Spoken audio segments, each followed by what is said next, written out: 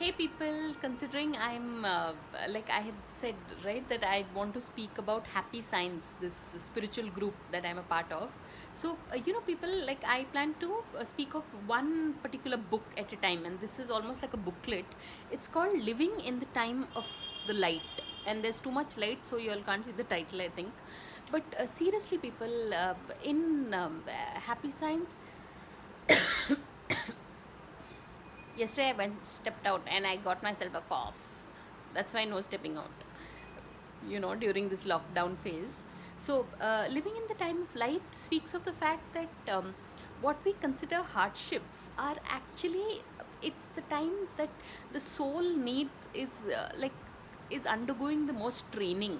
So really, I mean, in this ever since this lockdown has happened, I think most of us are like discovering new uh, you know things about ourselves, discovering new talents and skills and cooking, and so it's so anything that seems rather it's why is this happening sort of thing, it's all part of our soul training. So I think now I think the god above is fed up with the human race, so he's decided to train us all at the same time, like chalo. There was this meme that it feels like nature is is angry with us, so she's grounded all of us. She's sent us all to our rooms to think of what we've done, which is very true, really.